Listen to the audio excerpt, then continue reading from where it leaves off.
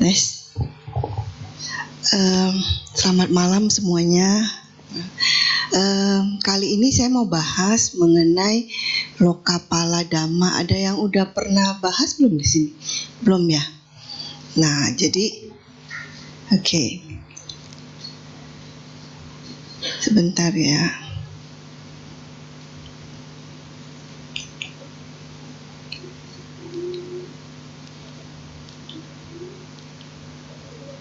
Gak bisa jalan.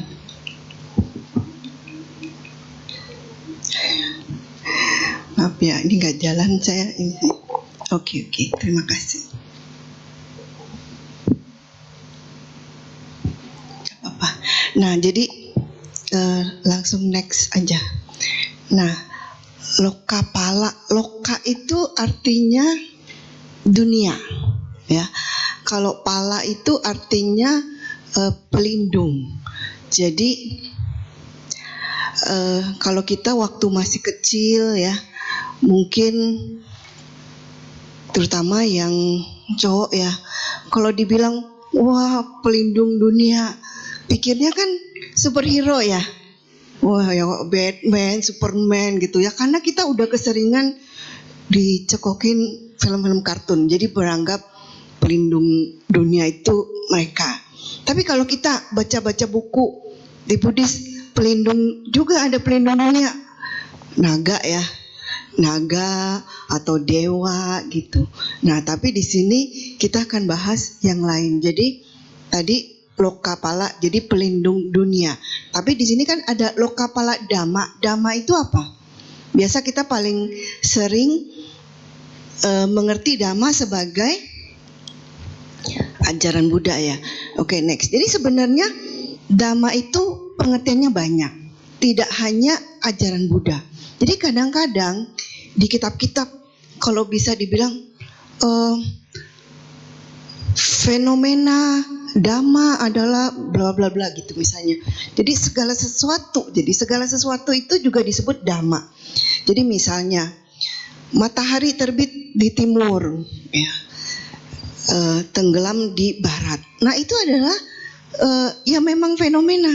Atau misalnya kita ini manusia pasti bisa tua, sakit, meninggal gitu. Nah itu segala bisa dibilang itu Dhamma.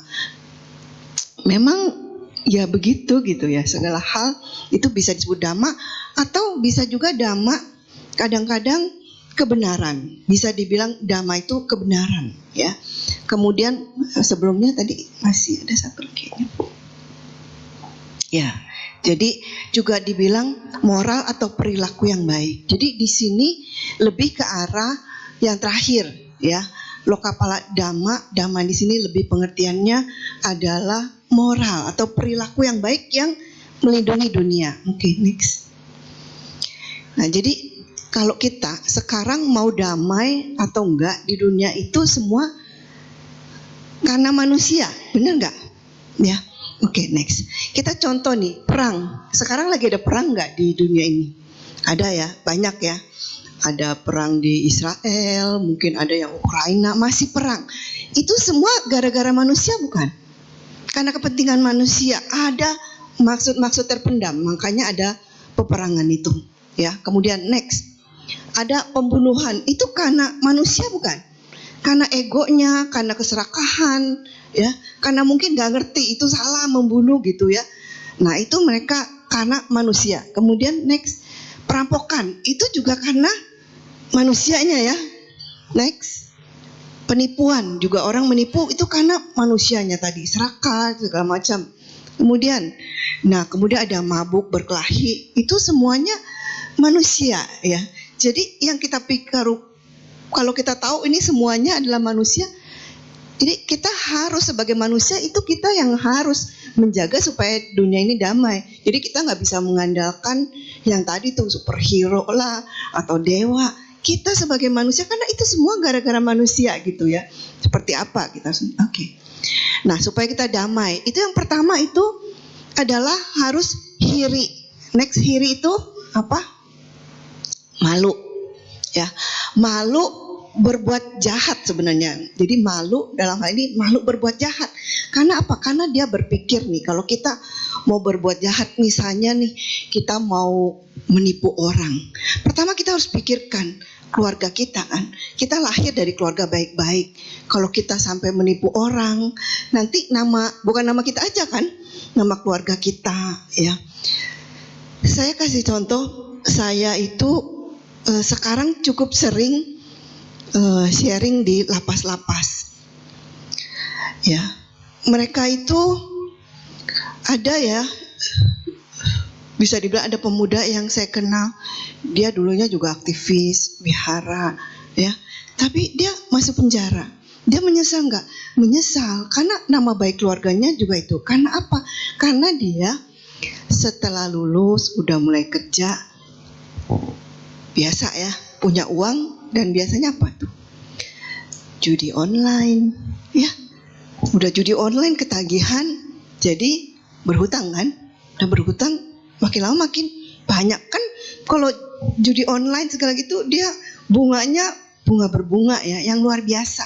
Jadi akhirnya dia di penjara. Ya, jadi kalau nggak salah dia itu dihukum 12 tahun, sekarang tinggal 8 tahun. Ya, kita tiap kali ketemu harus memberi semangat, dan dia tetap semangat sih. Ya. Nah, tapi buat kita itu 8 tahun adalah 8 tahun yang sia-sia.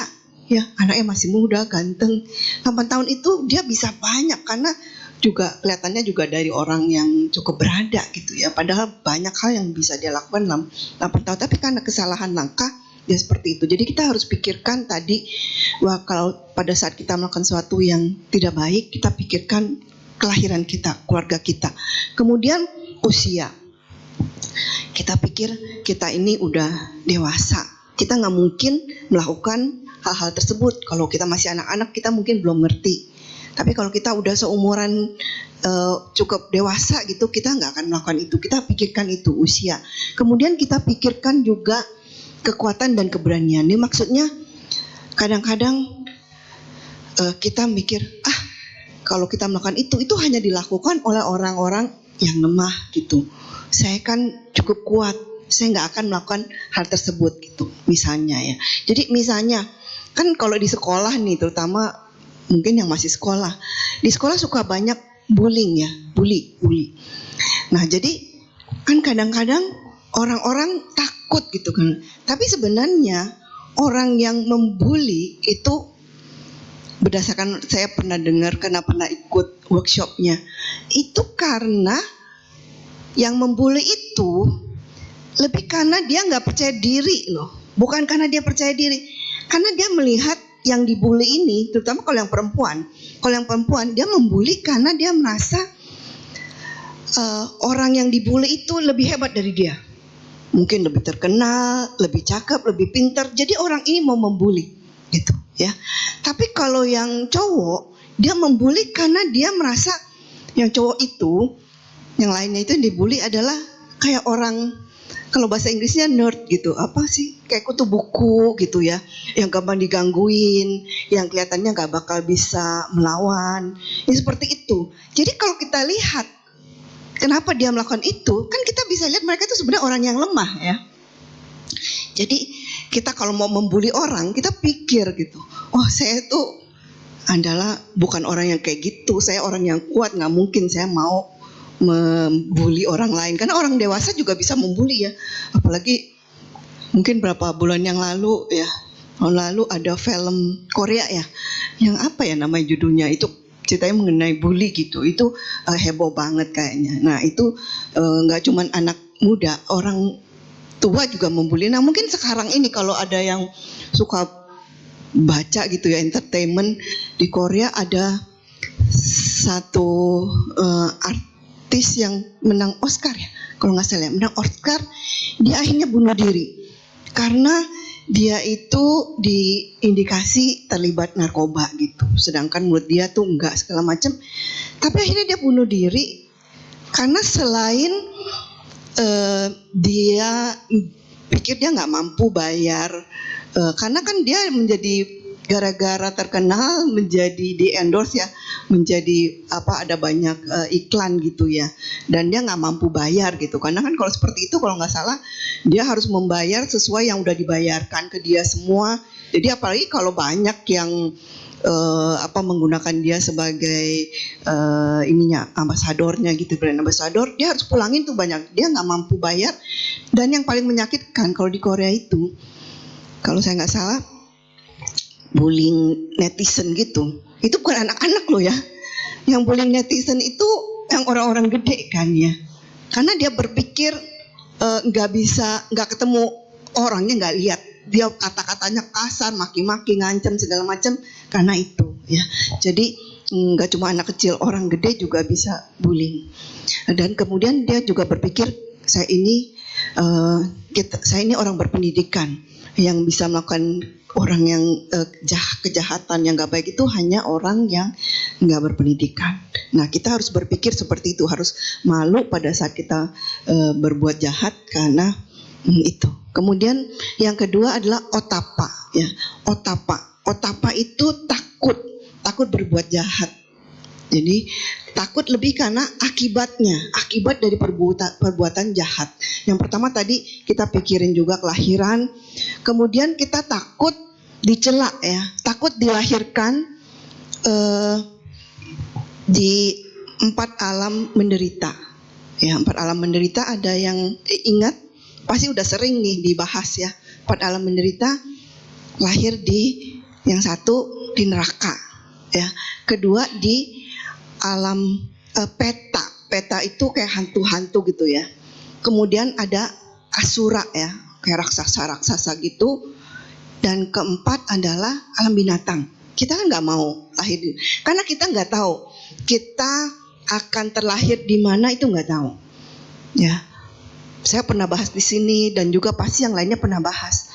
Kita nggak tahu kelahiran kita ke depan itu sebagai apa, dan ada besar kemungkinan kita nggak cuma lahir sebagai manusia.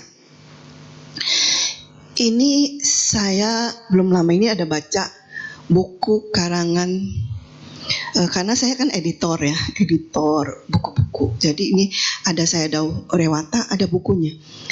Di sini Sayadaw menjelaskan. Jadi dia itu kan adalah guru meditasi ya di Myanmar yang cukup terkenal sebenarnya, Sayadaw Rewata ini. Dia menjelaskan di buku tersebut, pada saat dia membimbing orang bermeditasi, ada sekali muridnya itu mau minta waktu untuk konsultasi. Tapi akhirnya maksudnya sebelum konsultasi kan email dulu, kirim email. Dia jelaskan kalau dia itu sedih sekali katanya gitu. Nah, akhirnya waktu ketemu dia jelaskan, dia kan sudah berlatih meditasi sangat bagus. Jadi kalau berlatih meditasi nanti sampai kita udah bisa berwipasana segala macam. Terakhir tuh kita diajarkan meditasi paticca samuppada. Jadi kita bisa melihat kelahiran kita sebelumnya, atau apa yang menyebabkan kita lahir di kehidupan ini, dulunya sebagai apa. Nah, jadi orang ini sudah berhasil, dia bisa melihat.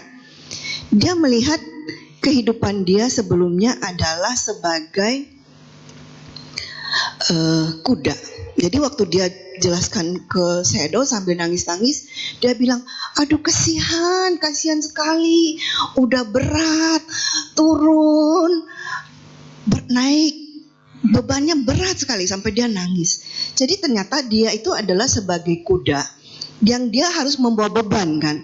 Tinggalnya dari bukit bawa barang berat-berat turun ke bawah. Habis dari bawah ntar harus ada lagi barang apa yang dibawa ke atas. Jadi dia turun naik dari bukit itu bebannya berat sekali ya, harus balik seperti itu. Dan akhirnya dia bisa melihat lagi kehidupan sebelumnya dia menjadi kuda. Dia sebagai apa? Jadi sebelum dia lahir sebagai kuda, dia lahir sebagai manusia. Tapi dia itu kayak di negara Eropa. Kalau di negara Eropa kan suka ada pacuan kuda ya. Sekarang aja masih ya, pacuan kuda. Nah, jadi dia itu lahir sebagai wanita sebelumnya, lahir sebagai wanita, dan dia begitu senang dengan pacuan kuda. Jadi dia punya hewan, punya kuda-kuda itu banyak. Kalau pacuan kuda, kalau kita mau kudanya lari cepat, diapain? Dipecut. Nah, jadi dia kalau melihat kuda-kudanya dipecut, dia itu senang, happy banget karena dipecut kan larinya tambah kencang. Dia senang. Jadi waktu ini kan hidupnya udah enak ya sebagai bangsawan segala macam. Tapi waktu menjelang kematian, apa yang muncul di pikirannya dia? Yang muncul saat itu, dia melihat kuda. Dia melihat, dia senang melihat kudanya itu yang waktu dipecut. Kita bisa tahu nggak, atau kita bisa mengkondisikan? Kita mau nanti yang muncul adalah saat saya berdana aja, atau saya ini aja, nggak bisa. Kita nggak bisa mengkondisikan, tapi kita bisa mencoba, ya, mencoba. Jadi begini, kalau misalnya mungkin waktu kita masih sekolah kita diajarin probabilitas, benar ya? Misalnya ada dadu kan 1 sampai 6. Berapa banyak yang muncul 0 ya, 1, ada yang 2. Itu ada probabilitas. Kalau misalnya kita contoh, kita misalnya ada 100 kali hal yang kita lakukan. 90 kalinya adalah hal baik. 10 kalinya kita mungkin berbuat kurang baik. Kemungkinan pada saat menjelang kematian, yang kemungkinan muncul itu perbuatan baik kita atau perbuatan jahat kita, misalnya. Karena itu ada probabilitas, ada kemungkinan perbuatan baik kita yang muncul. Itu yang bisa kita kondisikan. Jadi kita berusaha sebanyak mungkin kita melakukan perbuatan baik, supaya nanti pada saat menjelang kematian yang muncul di pikiran kita atau yang kita lihat apa itu adalah hal-hal yang baik. Karena kita benar nggak bisa ngatur. Kayak tadi mungkin sebagai bangsawan bisa aja wanita itu juga banyak berbuat baik atau apa. Tapi pada saat menjelang kematian kan yang muncul kuda. Jadi dia bisa terakhir sebagai kuda. Nah, jadi begitu kenapa kita harus hati-hati terhadap segala perbuatan kita, ya, karena itu menentukan nanti bisa ada kemungkinan muncul pada saat menjelang kematian yang menentukan kelahiran kembali kita sebagai apa. Oke, next. Nah, jadi hiri dan otapa itu bisa dianalogikan seperti kalau ada bola, ya, bola besi. Kalau yang hiri itu seperti bola yang diselimuti oleh kotoran. Kan kita lihatnya jijik gitu ya. Jadi bisa dibilang kayak malu ya kalau kita sampai ada pegang kotoran segala macam, itu nggak mau lah gitu, seperti itu. Tapi kalau otapa itu takut dibayangkannya seperti kalau bola itu ada bola yang panas. Nah, kalau kita misalnya nih orang yang orang yang tahu tapi tetap melakukan perbuatan itu, sama orang yang tidak tahu tapi melakukan perbuatan tersebut, yang mana yang mungkin karma atau hasilnya lebih berat? Yang tahu dan melakukan. Salah. Yang tidak tahu dan yang melakukan. Saya kasih contoh tadi nih, bola panas. Ini bola panas. Ibu tahu bola ini panas. Kalau orang minta ibu pegang, ibu pegangnya gimana tuh? Mungkin pelan-pelan ya. Kalau bisa kena kuku aja, jangan kena kita punya tangan. Iya kan? Jadi itu juga kalau kita nggak tahu pasti, merah nih kayaknya bagus gitu ya. Kita pasti pegang kan? Pegang seerat-eratnya. Wah, ini merah nih bagus. Begitu juga orang yang nggak tahu tadi, nggak tahu kalau bola ini panas kan. Nah, begitu juga orang yang nggak tahu kalau perbuatan jahat itu bisa menghasilkan akibat yang luar biasa gitu. Dia pasti akan berbuat terus karena dia nggak tahu, benar kan? Misalnya, saya nggak tahu nih, kita nggak tahu kalau membunuh orang tua itu adalah bisa kita lahir itu sebagai garuka kama, kita lahir di neraka. Kita nggak tahu. Atau mohon maaf lah, sekarang kan banyak setiap hari Idul Kurban, orang motong. Mereka tahu nggak kalau sebenarnya perbuatan itu bisa membuat mereka lahir di apa ya loh? Mereka tahu nggak? Mereka nggak tahu. Dan jadi mereka terus lakukan kan? Benar ya? Mereka lakukan karena mereka nggak tahu. Tapi kalau mereka tahu, mereka lakukan nggak? Enggak. Kan kita udah diajarkan. Kalau kita sebagai Buddhis, kita diajarkan jangan membunuh. Kita udah ngerti karena akibatnya bisa lahir di alam apa ya. Kita nggak mau dong. Kita takut. Nah, seperti itu ya. Kenapa? Ya, paham ya? Oke. Next. Jadi kalau orang bijaksana tadi dia udah nggak akan melakukan karena dia tadi punya hiri dan otapa, malu dan takut berbuat jahat. Nah, tapi banyak juga orang yang tidak tahu malu, ya kan? Tidak takut berbuat jahat, banyak gak? Nah, tadi siang anak saya masih ngomong, dia bilang ke saya, Mah, menurut mama nih, kalau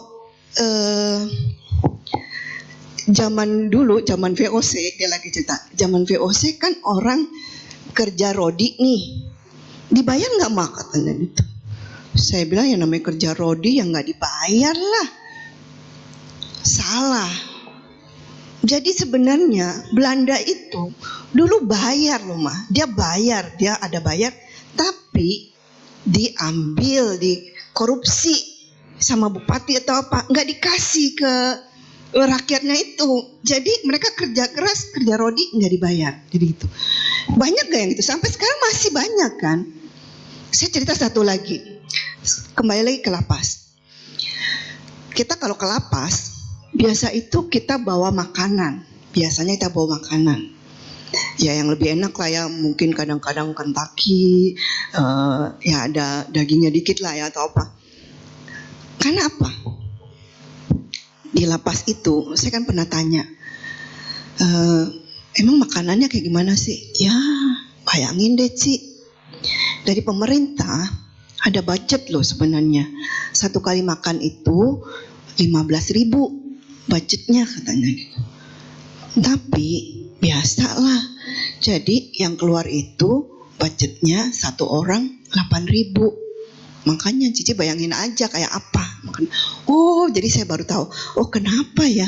Jadi kalau kita datang tuh ke lapas, jadi biasanya kita pada bawa makanan supaya mereka itu juga happy. Kan sekali-sekali makanan yang enak ya daripada tiap hari makan itu. Nah, seperti itu. Jadi itu kan orang udah tahu ini orangnya mungkin susah, nilainya juga udah nggak seberapa, tapi ada aja orang yang tetap mengkorupsi ya. Nah, jadi itu orang yang tidak takut dan tidak malu ya berbuat seperti itu, masih ada. Jadi banyak orang yang egois. Tadi kan itu termasuk egois ya, mau buat dia sendiri, dia nggak mikirkan orang lain. Kemudian juga ada banyak orang yang hidupnya seenaknya sendiri ya. Pokoknya yang penting duitnya buat saya, yang lain saya nggak mau tahu. Itu banyak sekali ya. Jadi ini adalah orang-orang yang tidak benar gitu, tidak mau memperhatikan norma atau nilai-nilai yang ada di masyarakat. Oke, next. Oke, kemudian sekarang kita tahu nggak bedanya manusia dan binatang apa?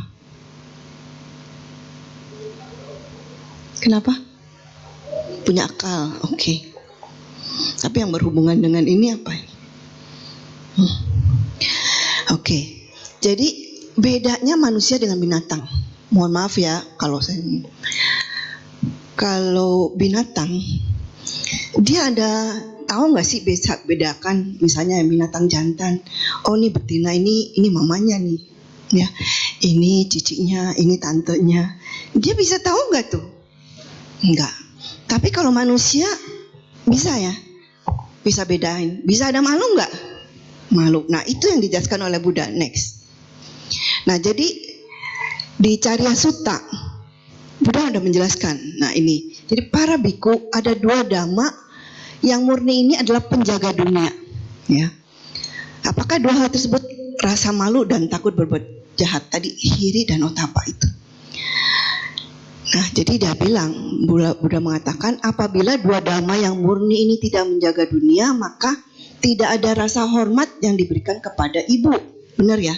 Kalau nggak ada hiri dan otapa, nggak peduli mau ibunya, mau saudara ibu, istri paman, atau istri guru. Nah, jadi dunia akan penuh dengan kekacauan kelahiran, seperti halnya terjadi di antara kambing, ayam, babi, anjing, gitu. Ya, karena dua dhamma inilah yang menjaga dunia, maka rasa hormat diberikan kepada ibu dan lain-lain. Ya, jadi kita harus ingat, karena kita itu berbeda dengan binatang, kita harus punya hiri dan otapa. Next. Nah, kemudian juga di Jataka, ya, di kitab Jataka, Buddha menjelaskan mengenai sifat-sifat yang menjadikan seseorang seperti dewa. Ya, dewa dhamma. Jadi seorang yang punya tadi hiri dan otapa bagaikan memegang dhamma yang putih atau yang bersih, seperti seorang yang mempunyai dewa dhamma atau sifat-sifat yang luhur. Ya, jadi betapa pentingnya itu punya hiri dan otapa. Next. Nah, jadi tadi ya, bagaimana kita bisa mengembangkan perasaan malu dan takut? Sekali lagi mungkin saya ulang, kita harus ingat kelahiran kita. Kita mau menjaga nama baik keluarga kita, gitu ya.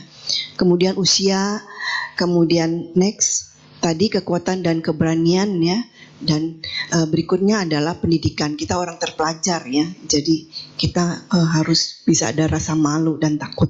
Next. Kemudian di Wasala Sutta ini juga termasuk sutta yang sering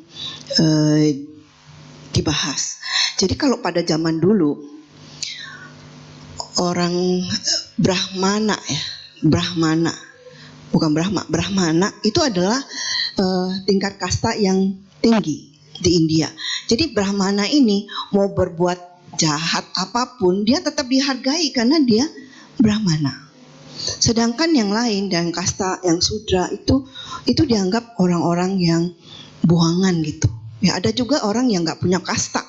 Ya, jadi Buddha menyatakan orang itu ya rendah itu bukan karena kelahirannya, jadi bukan karena dia lahir sebagai anak dari kasta ini, bukan gitu ya. Buddha menyatakan perbuatanlah yang membuat seseorang itu rendah atau mulia. Jadi perbuatan kita ya, bukan kelahiran kita. Oke, next. Nah, kemudian tadi kan itu hubungannya kita dengan orang lain. Nah, sekarang saya bahas mengenai diri kita sendiri. Kita mencintai diri kita sendiri enggak? Ya. Caranya gimana kita mencintai diri kita sendiri? Ya. Jadi pertama, kita harus memikirkan nama baik. Ya, ada di bahasa Pali itu ada namanya lucky dan unlucky. Jadi sama nih kayak bahasa Inggris. Jadi orang beruntung atau sukses itu lucky. Kalau unlucky itu tidak beruntung. Jadi orang mau sukses atau enggak, yang pertama itu adalah dia harus menjaga nama baik. Ya, nama baik keluarganya, nama baik dirinya gitu.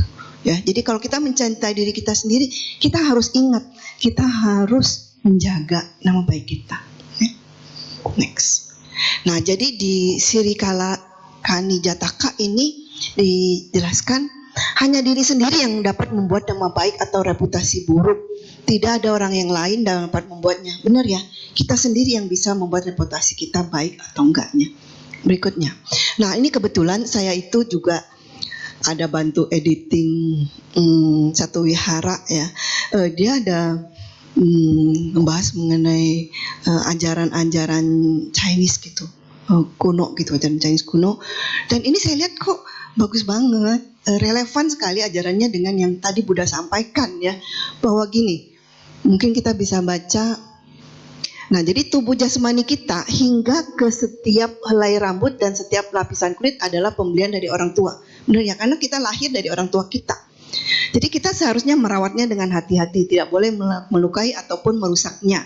Inilah awal dari berbakti. Jadi kalau kita berbakti kepada orang tua, kita nggak boleh merusak diri kita sendiri. Benar ya? Saat kita telah membangun karakter bajik dengan jalan berbakti, ciptakan nama baik di masa mendatang yang akan membawa kemuliaan bagi orang tua. Inilah tujuan akhir dari berbakti. Berbakti dimulai dari melayani orang tua, dilanjutkan dengan melayani pemimpin, dan diakhiri dengan membangun karakter yang baik. Cocok ya? Itu apa yang diajarkan oleh guru-guru kuno di Tiongkok dulu. Oke, next. Dan kedua adalah berbuat baik. Ya. Oke, jadi berbuat baik kalau di palingnya kan ada kusala. Kusala itu hal-hal yang baik ya, atau kama berbuat baik itu kusala. Kalau aku salah itu yang tidak baik. Oke, next. Di Pia Sutta ada lagi satu sutta nih, Pia Sutta, dikatakan dalam hidup sebagai manusia biasa tidak lepas dari perbuatan baik ataupun buruk selama kita tidak mencapai arahat. Benar ya? Selama kita masih di samsara, kita masih ada berbuat buruknya, berbuat kesalahan. Kayak saya, mungkin saya masih ada perbuatan buruknya gitu. Dulu-dulu mungkin saya belum ngerti, belum belajar dhamma. Ya mungkin saya masih, saya masih ingat tuh, kalau dulu kita kalau banyak nyamuk, ada raket ya. Seneng banget. Sekarang udah takut, gak berani. Kalau dulu mah cuek aja gitu ya. Nah seperti itu. Jadi perbuatan itulah yang akan menjadi properti kita, benar ya. Perbuatan kita nanti yang akan kayak menjadi harta kita yang akan kita bawa di kehidupan-kehidupan yang akan datang selama kita masih di samsara. Perbuatan kita. Ya. Jadi kayak dana kita, perbuatan baik itu ya. Jadi bukan harta yang kita kumpulkan ini, bukan. Itu nggak akan menjamin kita. Tapi perbuatan kita, dana-dana yang kita lakukan itu yang akan menjadi properti kita untuk selama kita masih belum bisa keluar dari samsara. Next. Oke, ini saya ada kisah Dhammapada 217. Ya. Jadi ini diceritakan. Ada satu ketika Buddha pada saat di Welwana menceritakan. Jadi Buddha itu bersama 500 murid-muridnya dan 80 mahatera. Mahatera itu kalau tera kan orang yang udah dihormati ya, sesepuh. Maha itu kayak Sariputta, Moggallana kayak gitu. Jadi dengan 80 pengikutnya dan juga 500 biku-biku itu masuk ke kota Rajagaha mau berpindah patah. Pada saat itu juga ada pemuda-pemuda, ada 500 pemuda juga berpapasan ya, mau masuk ke kota Rajagaha karena di Rajagaha itu ada acara lah, kayak kita mungkin ada festival apa gitu di situ. Mereka mau datang mau ke situ dan mereka membawa makanan, bawa kayak roti atau pancake gitu. Kalau bahasa Inggris dibilang pancake. Jadi bawa makanan. Pada saat mereka bertemu Buddha memang mereka memberi hormat, tapi mereka itu udah lewat aja. Terus mereka ada bilang ke bante-bante kalau mau ambil silakan gitu, tapi nggak dipersembahkan. Jadi kalau di sini kan saya lihat juga sering undang biku ya. Jadi biku-biku itu kalau makanannya nggak kita persembahkan, mereka nggak boleh ambil, nggak boleh makan karena nggak dipersembahkan gitu. Jadi walaupun dia ngomong silakan ambil aja gitu. Nah jadi mereka nggak makan tuh. Pada saat itu terus Buddha sudah lewat, Buddha bertanya ke mereka, kamu udah makan belum tadi tuh kue-kue roti itu? Enggak Buddha, karena mereka enggak mempersembahkan ke kita, jadi kita enggak berani makan gitu. Oh gitu. Tapi kata Buddha, sebenarnya kalau dia udah kasih kalian boleh, tapi kan mereka nggak berani. Jadi kata Buddha, ya udah kita duduklah di sana ya, di satu tempat itu mereka. Jadi nanti mereka pasti akan berdana ke kita gitu. Jadi mereka duduk. Nah, pada saat 500 pemuda itu jalan terus ya. Jadi di belakangnya itu ada Mahakassapatthera. Pada saat 500 pemuda ini melihat Mahakassapatthera, mereka itu bersujud hormat. Kemudian mempersembahkan dengan baik. Ya, jadi Tera, ini kami ingin mendanakan makanan-makanan ini kepada Tera dengan hormat, dipersembahkan dengan hormat.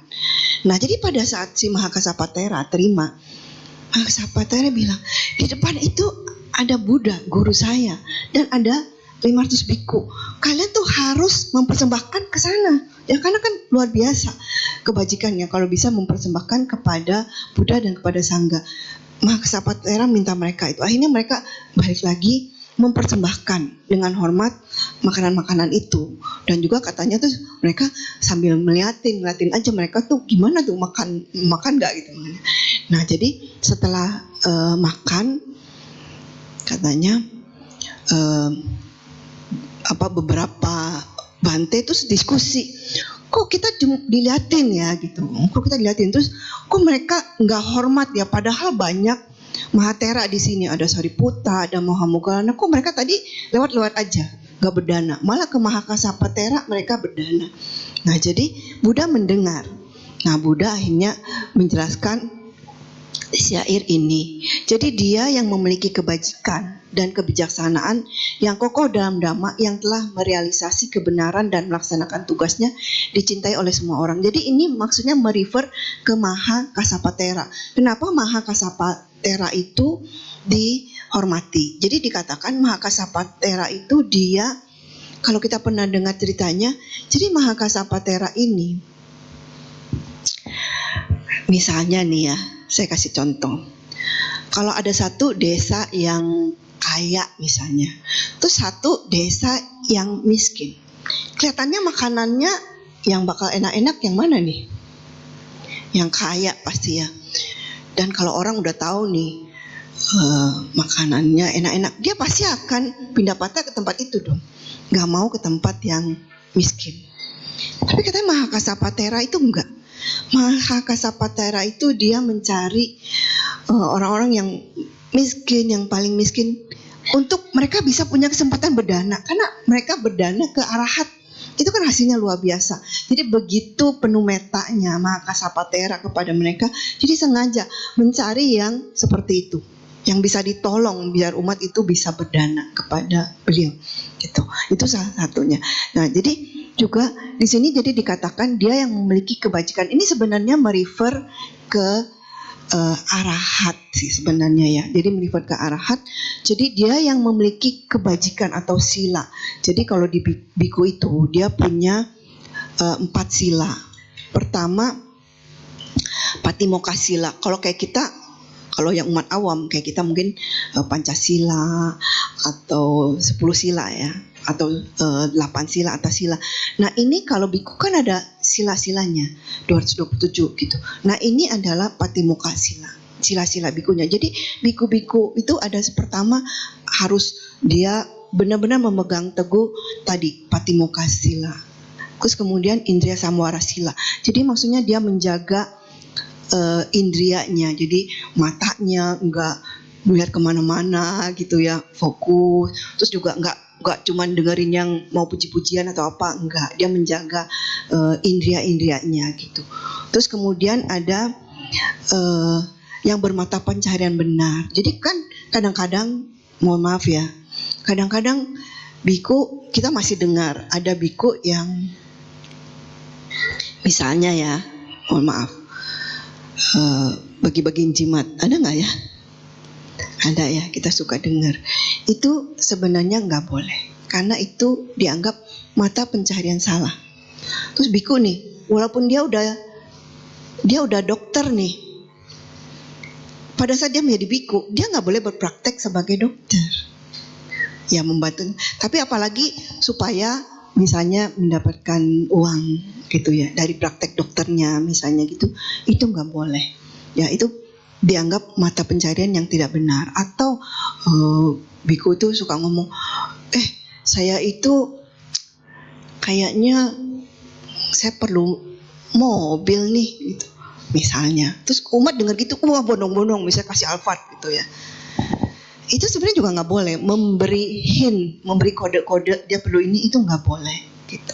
Itu termasuk yang tadi mata pencarian salah. Jadi biku itu sebenarnya ketat sekali. Jadi ada memang banyak yang bisa menjaga sila-silanya dengan baik ya. Itu salah tadi ya. Kemudian yang terakhir itu ada sila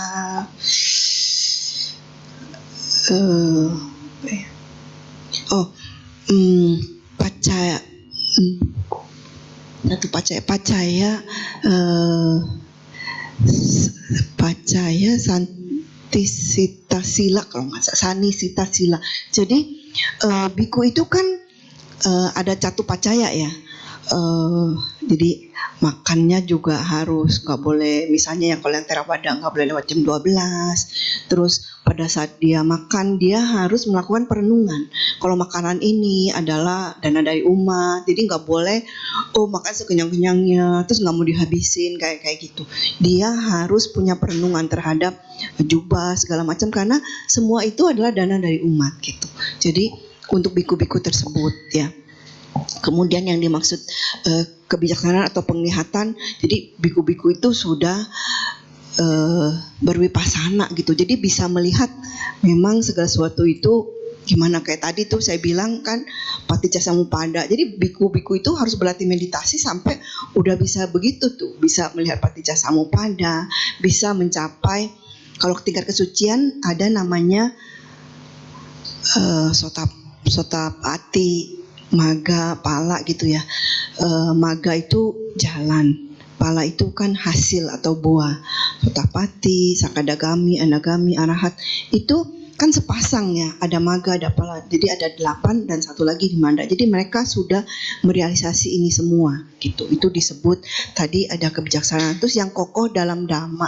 Yang kokoh dalam Dhamma juga itu. Jadi yang tadi sama seperti sudah merealisasi 9 Dhamma tersebut dan juga telah merealisasi kebenaran. Jadi 4 kebenaran mulia dia sudah tahu ya, sudah bisa mempraktekkan gitu ya, dan kemudian melaksanakan tugas. Pelaksanaan tugas itu adalah sila samadhi panya ya. Jadi itu dikatakan sebenarnya untuk arahat, tapi sebagai umat awam kita juga bisa merefer ini. Ini yang disebut ada Sayadaw yang menyatakan ini adalah kayak 5 obat cinta katanya. Kalau sebagai umat awam. Jadi yang pertama tadi itu belum. Jadi yang pertama itu kayak kebajikan. Jadi kita sebagai umat awam kita harus tahu mana perbuatan yang baik, yang mana yang tidak baik. Ya, terus kita harus selalu berbuat itu. Kalau kebijaksanaan tadi kita itu mengerti gitu ya. Mengerti yang mana yang baik atau enggak. Terus yang kokoh dalam Dhamma juga kita karena udah ngerti yang mana yang benar gitu, selalu menjalankan yang benar dan juga merealisasi kebenaran. Jadi kita selalu berusaha nggak berbohong, mengucapkan adalah hal-hal yang benar aja ya. Kemudian melaksanakan tugas. Nah tadi kita sudah berbuat apa nih buat keluarga kita, buat lingkungan kita, teman-teman kita, buat negara kita dan sebagainya. Jadi kita harus tahu apa kira-kira perbuatan kebajikan apa yang sudah kita buat gitu. Okay, next. Nah jadi jika kita bisa mencintai diri kita sendiri, orang lain juga akan mencintai kita ya, benar ya. Jadi kalau kita tadi selalu berbuat baik, menjaga nama baik, nah kalau kita sudah melakukan itu, kan berarti kita orang yang baik ya. Orang-orang pasti suka sama kita ya. Pasti kalau orang yang jahat kita nggak suka gitu ya. Okay, next. Nah tadi jadi ingat hiri dan otapa supaya kita bisa sukses itu adalah diri kita sendiri tadi ya. Kita ingat kita harus mencintai diri kita, lakukan perbuatan, ucapan dan pikiran yang baik. Ini semua yang akan mengantarkan kita keluar dari samsara. Benar ya? Oke, saya rasa udah. Oh ini mah yang terakhir aja. Gak apa-apa. Ini juga dari kitab Tiongkok kuno itu dikatakan bumi ini bukan milik satu orang saja, betul ya, milik semua penghuni bumi. Orang yang dapat berbagi manfaat dengan sesama penghuni bumi akan memperoleh dukungan dari bumi. Orang yang memonopoli bumi demi manfaat pribadi akan kehilangannya. Benar ya? Kira-kira sama gitu. Nah itu yang saya bisa sharingkan. Apakah ada pertanyaan?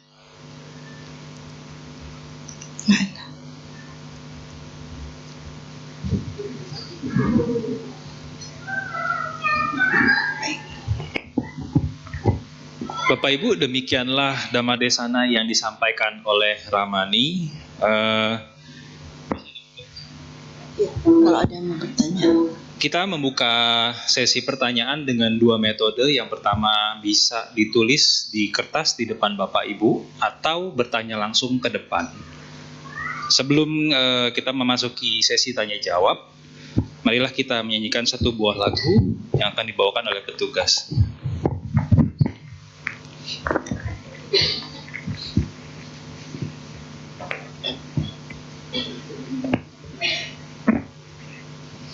Bapak Ibu Saudara-saudara, mari kita nyanyikan lagu Kebijaksanaan. Terdapat pada halaman 58. Kita nyanyikan sama-sama.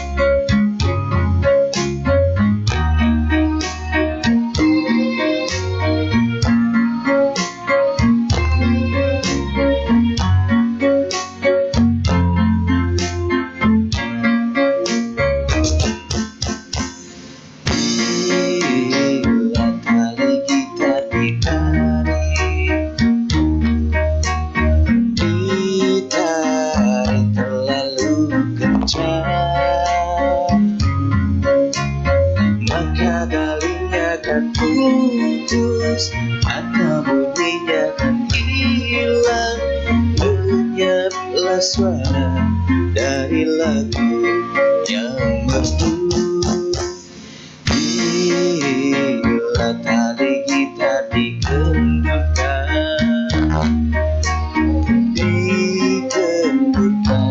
sampai kendur sekali, maka bunyinya akan sumbang atau suaranya akan hilang. Lenyaplah lagu yang merdu. Bila kau inginkan suara yang merdu, jangan kau tarik terlalu kencang. Jangan pula kau kendurkan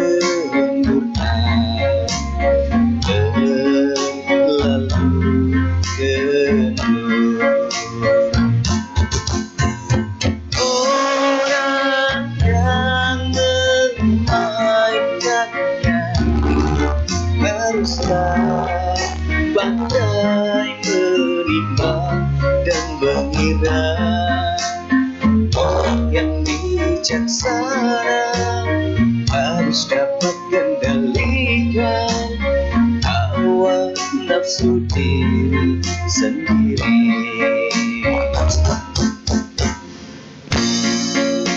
Kita ulangi kembali dari bait ketiga.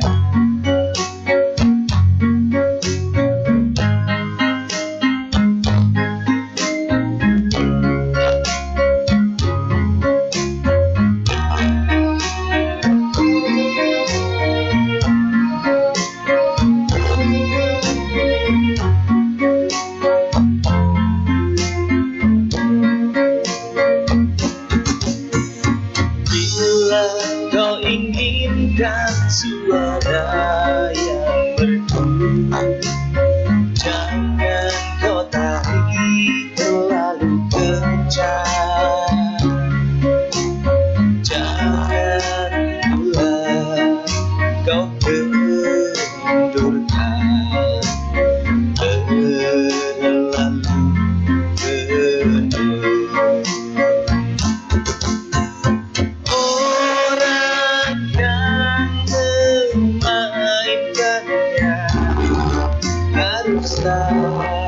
Pandai menimbang dan mengira.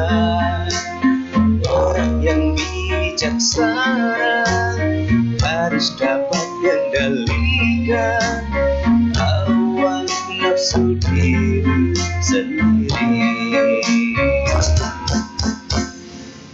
Terima kasih.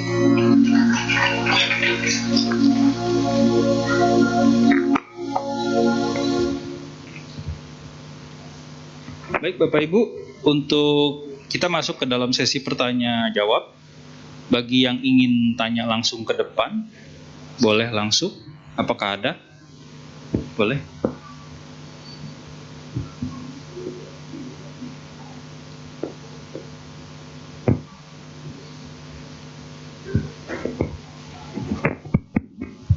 Terima kasih Ramani atas kesempatannya untuk bertanya.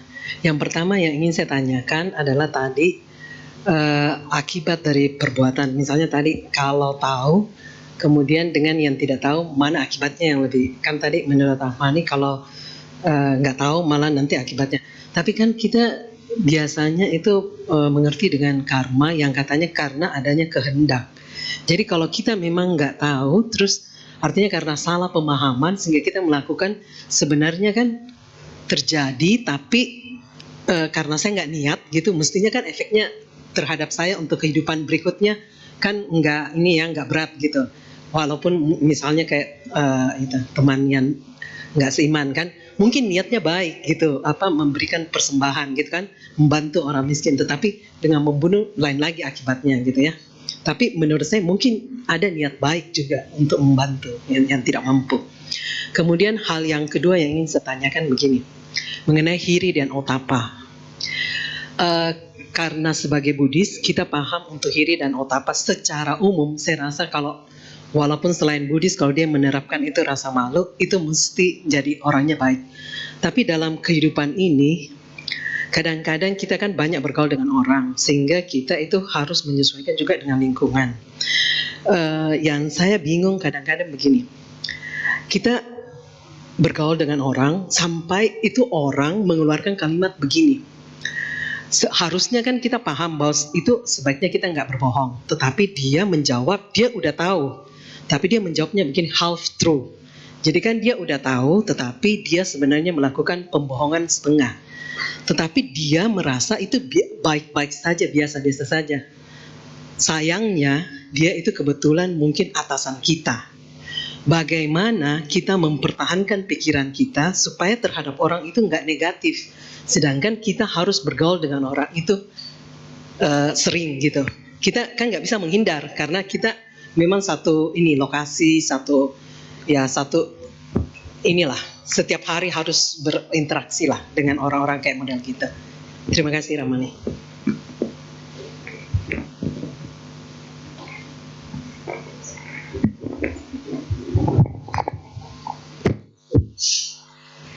Oke, jadi tadi yang pertama orang yang nggak tahu. Jadi gini, memang betul karma itu adalah niat. Saya ambil contoh yang tadi tuh, yang orang berkorban, ya. Dia nggak tahu akibatnya, tapi waktu dia menyembelih, ada niat gak dia untuk membunuh hewan tersebut? Ada niat gak? Ada.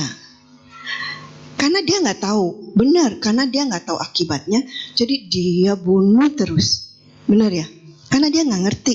Kalau dia mungkin nanti, mungkin kita juga sering dengar lah. Sekarang ini ada kejadian yang karena pada saat lagi acara itu, terus orangnya ditendang atau ya kan, jadi meninggal gitu. Kita sudah dengar. Terus mungkin pernah juga dengar, ini di zaman Buddha. Ada orang yang jagal babi. Pernah dengar gak cerita di Dhammapada? Ada ya? Jagal babi. Jadi orang ini sehari-harinya memang biasa jagal babi. Tapi dia kejam banget. Ya. Jadi nggak cuma jaga babi yang biasa gitu. Jadi ini supaya dagingnya itu nanti kayaknya empuk, sama dia apa? Dipukulin tuh babinya kan? Dipukulin supaya bengkak gitu ya. Pukulin. Terus kalau bisa dikasih air. Ya kan? Zaman sekarang juga sering ya. Kasih air supaya kayaknya gede. Kasih air. Jadi babinya gitu begitu menderita karena nggak cuma dipotong biasa, sengaja lah kalau bisa dikulitin terus dikasih kayak panas masih hidup segala macamnya kayak gitulah, katanya kejam sekali, kejam. Sampai Jadi itu kebetulan si penjaga babi itu tinggalnya nggak jauh dari wihara, tapi dia nggak pernah ke wihara, nggak ngerti gitu ya. Nah jadi Bante ini sering dengar ya babi-babi itu disiksa, sering dengar. Jadi ya namanya babi kan apa ya istilahnya kalau babi ya bilangnya apa?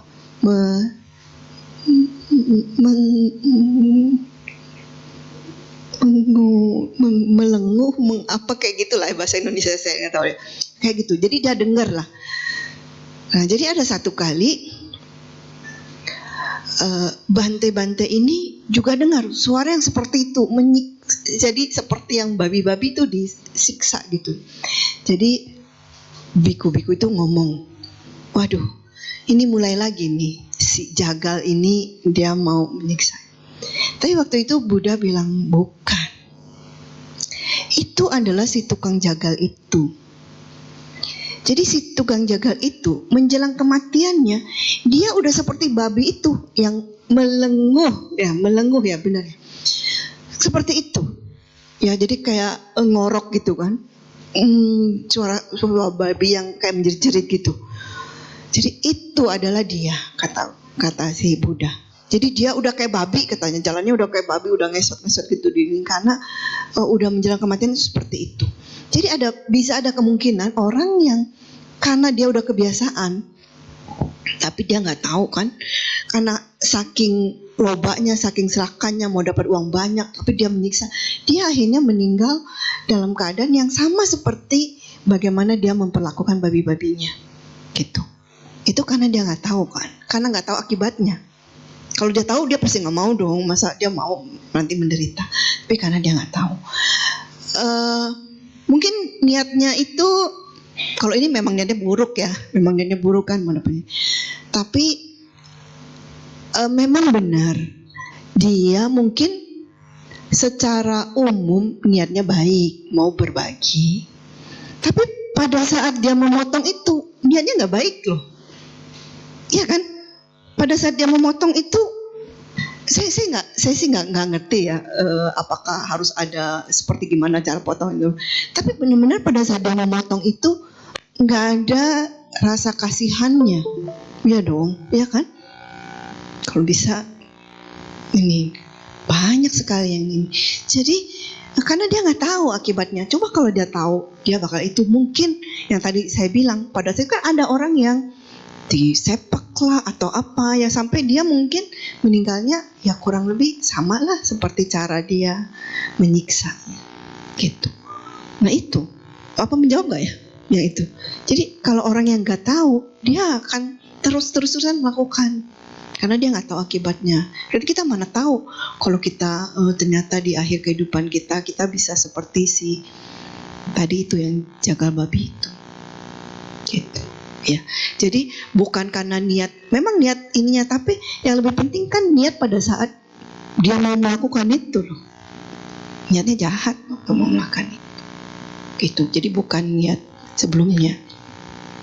Ini beda nih. Kalau kita berdana, kalau Buddha bilang kita berbuat baik ya. Jadi dari mulai persiapan, kita kan persiapan makanan, misalnya kita mau dana makan nih, ada biku datang ke sini, kita mau dana makan. Mungkin kita udah dengar seminggu sebelumnya udah diumumkan. Nah mungkin kita udah pikir nih, oh saya mau berdana ini. Dan mungkin saya udah belanja dulu, besokannya udah langsung belanja bahan-bahannya karena semua. Nah itu kita melakukannya dengan gembira. Nah jadi itu karma baik itu udah kita bentuk sejak kita mau berdana itu. Terus kita persiapan, mungkin nanti kita juga happy dananya, habis dana juga ada pelimpahan jasa. Terus waktu ingat-ingat kita juga happy, itu panjang sekali itu perbuatan baiknya.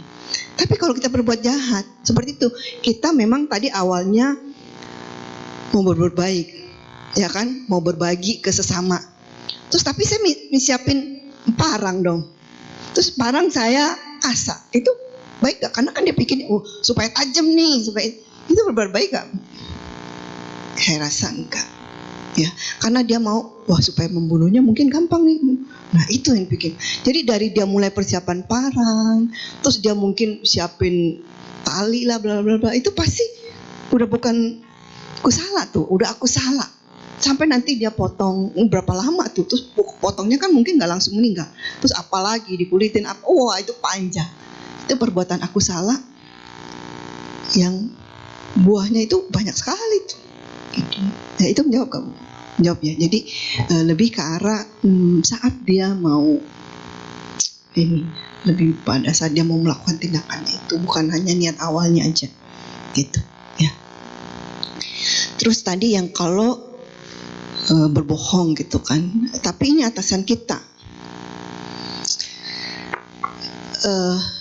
Memang itu dilema. Tapi kalau kita tahu itu berbohong, tapi misalnya ya nggak merugikan lah. Kan kadang-kadang ada orang bilang white lies, benar ya?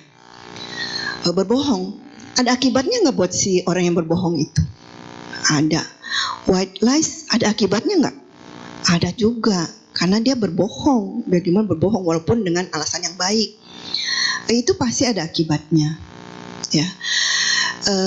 Tapi akibatnya itu ke kita, mungkin ke orang itu jadi baik atau enggak, kan kita nggak tahu ya. Bisa aja akibatnya hasilnya baik, ya berarti ya mungkin kalau ditimbang-timbang, kalau boleh ada timbangan, ini misalnya salah perbuatan, tapi yang dihasilkan akibatnya menjadi baiknya banyak, lebih banyak gitu. Kan mungkin ini nanti akan ada buahnya, tapi hasil kebajikannya itu juga ada buahnya. Gitu, itu bisa aja begitu. Jadi kalau atasan kita itu kita harus lihatnya seperti itu. Ya kalau memang itu untuk kebaikan ya sudah. Tapi kalau itu untuk perbuatan buruk, ya kita harus, kalau Buddha bilang kita jangan bergaul dengan orang-orang yang bodoh. Orang-orang yang bodoh ya seperti tadi, udah tahu berbuat salah, dia terus lakukan. Kalau bisa jangan bergaul. Atasan kita iya, tapi kita jangan deket-deket deh. Kalau dia nggak suruh, ya kalau bisa jangan, ya. Tapi kalau dia nyuruh melulu nih, gimana dong?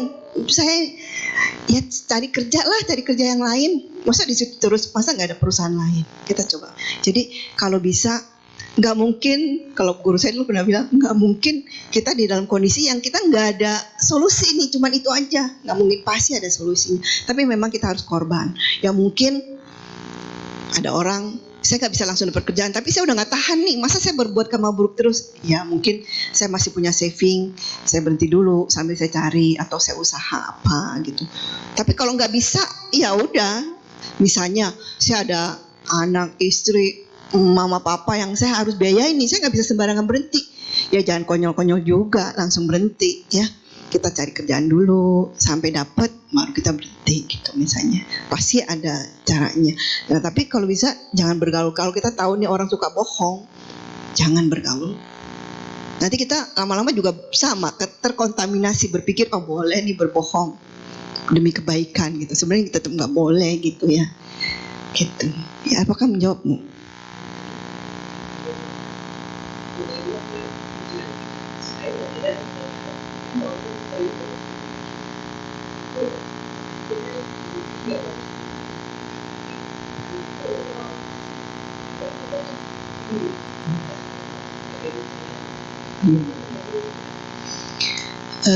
Di Buddhis kan ada istilah yoniso manasikara. Jadi kita harus berpikir yang bijaksana. Jadi kalau kita udah tahu, ya udah dia berbuat salah, ini nggak benar, kan bukan urusan kita, dia yang berbuat salah. Kita jangan pikirin lagi. Kalau kita pikirin, kayak istilahnya apa ya, di zaman ini suka ada apa ya, kayak perumpamaan gitu, simile ya. Biku boleh pegang wanita nggak sih? Nggak boleh ya.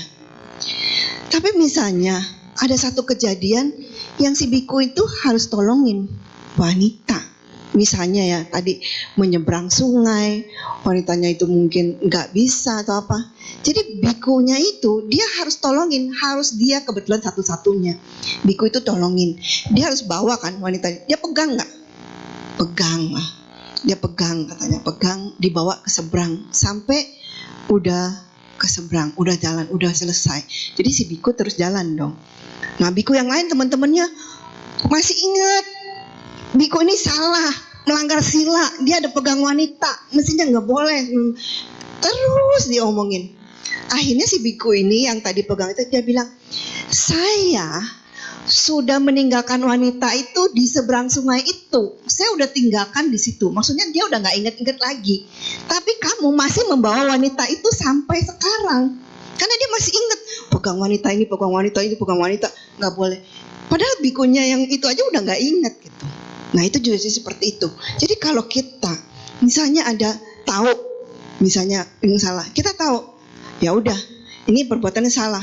Saya jangan lakukan hal yang sama. Ya udah kita jangan pikirin kalau si bos saya begini, nanti si bos saya jadi begini, nanti begini, nanti begini. Itu kita namanya bukan berpikir bijaksana. Itu membuat pikiran kita tambah benci, tambah apa gitu. Nggak usah pikirkan. Itu namanya ayonisme manasikara. Kalau kita pikirin terus sama membuat kita kesel, ya buat apa? Gak ada hubungan dengan kita. Maksudnya akibatnya karmanya dia yang terima gitu. Saya sih yang happy-happy aja. Saya kasih contoh pribadi saya lah. Saya kan udah belajar Dhamma, ya. Jadi saya udah ngerti apa perbuatan yang baik, yang gak baik. Tapi semua orang suka gak ya sama saya? Walaupun tadi katanya kalau kita baik segala macam orang lain, tapi semua orang suka gak sama saya? Enggak. Ada tetap yang gak suka sama saya. Ada yang berprasangka salah dengan semua yang saya lakukan. Ada. Dia menjelek-jelekan saya sampai membuat apa ya saya bisa bilang, membuat ilustrasi seolah-olah dikatakan, walaupun kata-katanya enggak gimana, tapi orang yang mendengarnya bisa berpikir saya itu mengambil uang. Padahal saya udah ngerti pelanggaran sila, ya. Apalagi misalnya mengambil uang wihara misalnya lah ya. Saya berani enggak? Saya pasti nggak berani karena saya itu mengajarkan yang baik. Saya udah ngerti akibatnya. Kalau saya melakukan itu, saya nanti akan lahir sampai itu karmanya nggak cuma saya alami di kehidupan ini loh. Saya bisa ngalamin sampai saya keluar dari samsara. Saya berani nggak? Saya nggak berani. Tapi saya bisa di ngomongin soalnya seperti itu. Saya kesel nggak? Kesel. Awalnya saya kesel. Tapi saya pikirin nggak? Saya nggak mau pikirin. Nanti saya nggak lakukan itu. Kalau saya pikirin, ya mungkin awal-awal 2 minggu pertama. Jadi pada saat itu saya lagi ikut retret. Saya bisa nggak meditasi? Nggak bisa. Karena waktu saya duduk, waduh kepikirannya omongan orang-orang itu yang gimana. Kok saya jelek-jelekinnya sampai seperti itu gitu. Saya nggak bisa meditasi, bener nggak bisa. 2-3 hari saya cuma lapor bantai-bantai. Saya nggak bisa nih. Tiap kali pikiran saya mengembarang sini terus. Padahal saya udah ngerti, saya udah retret berkali-kali. Ya udah, Bante bilang, ya udah kamu nggak usah pikirin yang lain. Nggak tahu dia ngerti masalah saya atau enggak, saya juga nggak jelaskan. Ya udah saya diam aja. Tapi akhirnya malam-malam saya pikir, saya udah buang waktu nih. Saya udah minta izin sama suami saya untuk 2 minggu ikut retret. Kalau saya masih mikirin itu, sia-sia dong. Saya berkorban, suami mungkin keluarga saya juga berkorban supaya saya bisa ikut retret. Kalau saya seperti itu, saya sia-sia. Jadi saya pikirin gimana ya supaya saya happy. Akhirnya saya pikirin, oh nanti saya mau melakukan ini, saya mau melakukan kebajikan ini, saya mau begini. Semua saya happy. Yang saya pikirin gimana bikin saya happy. Itu yang saya pikirkan. Besokannya saya bisa meditasi. Terus sampai akhir saya bisa meditasi. Selesai meditasi, saya pulang, saya jalankan semua yang saya pikirkan. Apa rencana-rencana kebajikan yang akan saya lakukan. Gitu. Jadi saya udah gak mikirin. Sampai sekarang orang itu mau ngomong apa misalnya, saya udah gak peduli. Karena buat saya merasa itu saya udah putuskan gitu. Apa ya udah, itu karma dia yang tanggung lah. Karma saya ya saya yang lakukan dong kebajikan-kebajikan. Dia mau tetap marah sama saya karena kebajikan yang salah, itu urusan dia. Nggak ada urusan sama saya. Yang saya buat kebajikan itu karma baiknya yang dapat saya. Itu yang harus kita lakukan seperti itu. Apakah menjawab? Menjawab ya. Saya ada hadiah buku.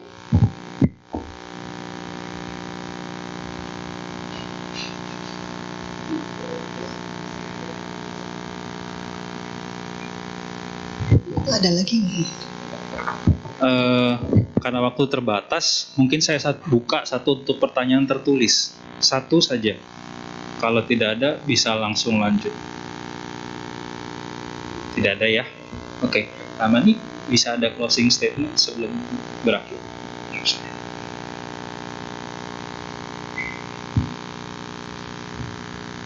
Baiklah Bapak Ibu, selesailah sesi tanya jawab dan Dhamma Desana yang telah disampaikan oleh Ramani